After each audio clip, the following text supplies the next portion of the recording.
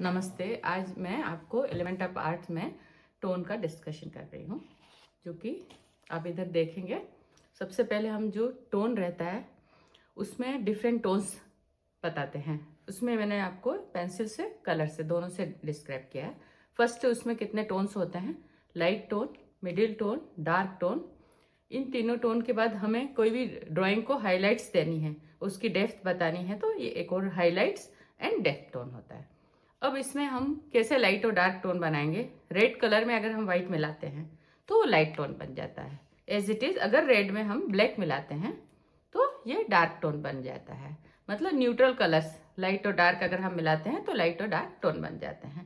अब किसी भी ड्राइंग को बनाने के लिए हमें सबसे पहले उसका स्केल तैयार करना पड़ता है। हमें कितना लाइट, अगर ये कलर चाहिए, कितना लाइट चाहिए, कितना डार्क चाहिए, तो इसके स्केल के लिए हम क्या करेंगे, डिफरेंट टोन्स बनाएंगे। व्हाइट कलर में हम मिक्स करके हमें कौन सा टोन इसमें से यूज करना है, इस स्केल को रेडी करके ही हम ड्राइंग बनाएंगे। अब ड्राइंग बनाने के लिए हमें क्या करना है, ऑलरेडी हम यहाँ डिस्कस कर चुके कितने टोन होते हैं। जैसे अब लाइट टोन्स कलर के लिए ये फ्लावर हमने बनाया है, तो हम सबसे पहले लाइट टोन उसमें शेड करेंगे। फिर उसी के अंदर मिडिल टोन मीन्स हम उसमें ऐड करते जाएंगे। मीन्स उसके मिडिल वाली स्पेस में हमें कौन कौन से शेड्स देने हैं। नेक्स्ट हमें उसके डार्क टोन्स, कौन सा स्पेस जहां पे हमें डार्क दिख रहा है, हम ये तीनों चीजें करने के बाद हमें पता चलेगा उसका 3D इफेक्ट।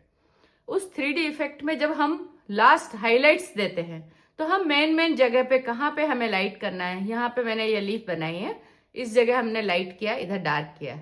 ये हम इसमें डिफरेंस करेंगे तो पूरी हाईलाइट देने के बाद हमें ड्राइंग 3D इफेक्ट देगी।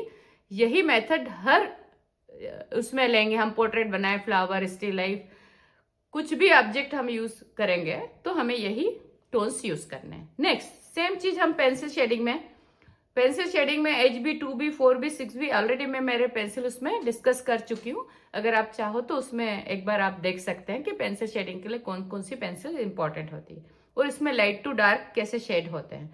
और इसके अंदर भी हमने ये डिस्कस किया है। इधर ये चारों टोन्स अगर एक ड्रॉइंग बनाते हैं तो कैसे लाइट और डार्क इफेक्ट आते हैं। सेम पेंसिल का भी हम एक स्केल रेडी करेंगे कि हमें कोई भी पेंटिंग बनाने के लिए कितना लाइट से डार्क लेना है। जैसे डार्क टोन, हाफ टोन और लाइट टोन, इससे हम इजीली कोई भी पेंटिंग बना सकते हैं। आज के लिए इतना ही।